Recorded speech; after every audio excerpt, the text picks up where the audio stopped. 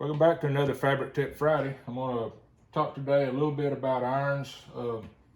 We have always in the past, I've used just a standard, this is a Black & Decker cheap iron. The big craze today is the new irons, and we are now selling the Fabric Pro iron.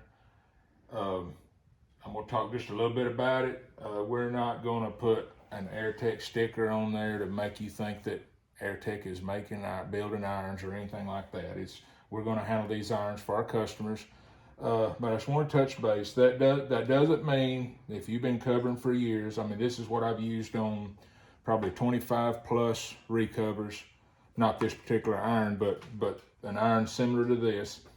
Everyone has did enough shrinking of fabric, gets used to the point that they almost don't need to do a temperature check or whatever.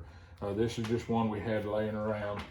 One little thing that I do like about the new iron is the shape of it versus this.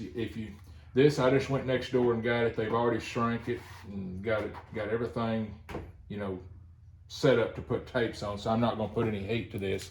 But if you were ironing something, if you think about the tip of this and you're going up in that corner and up in that corner, well, you're trying to shrink that, but think about what you're doing under the big part of this iron back here. It's staying under the heat, so you got an uneven type shrink.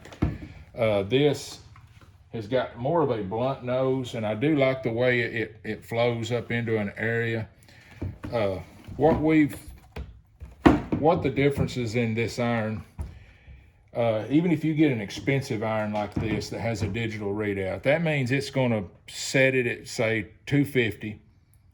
And as you start ironing something, you're pulling heat away from it. Well, it's just going to tell you what you're set at. These irons are telling you what is actually the temperature is. So, when you start ironing, this has enough wattage that will pretty well maintain that. But, it's not like a dial that just goes to a certain, you just keep turning it up small degrees at a time. And then once it's blinking and it reaches that, the blue light will come on, and then it's actually telling you what the temp is.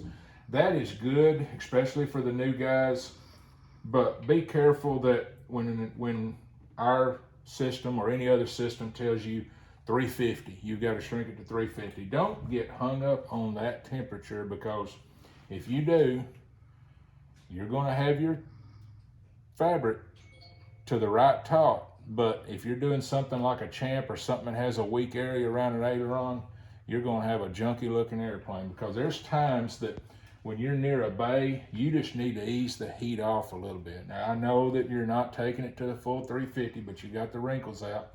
But you've spent all this time building your plane to where you can take a number 2 pencil and run right down all the edges between the ailerons and the flaps.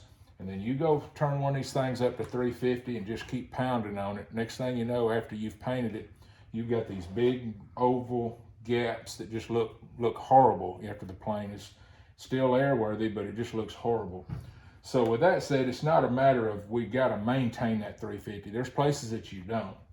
But we're selling these irons now to offer them to the customer. They're a little pricey. When the people says, but how many irons are you going to use up? It's not really a matter of the money. I think we're selling them for around 170 or something like that.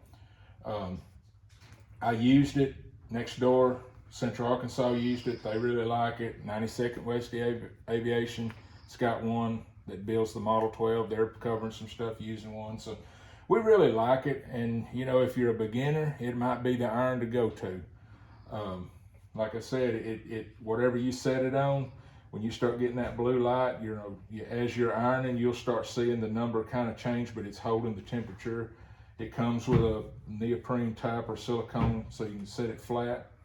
And also, whenever you want to just confirm where you're at, if you're taking one of these light guns or whatever, see, that just said it was 109. But what you want to do, because that's silver, this is just looking at a reflective color. They want you to put a tape on it so you can get a good reading, and that this is hovering right around 180. I don't know if you're starting to depend on if one of these are right. But when you're going to use an infrared, you want to put a piece of tape on. It's in the instructions on that. but it's got a good bear. It don't have, you know, the Teflon stuff that starts to try to come off.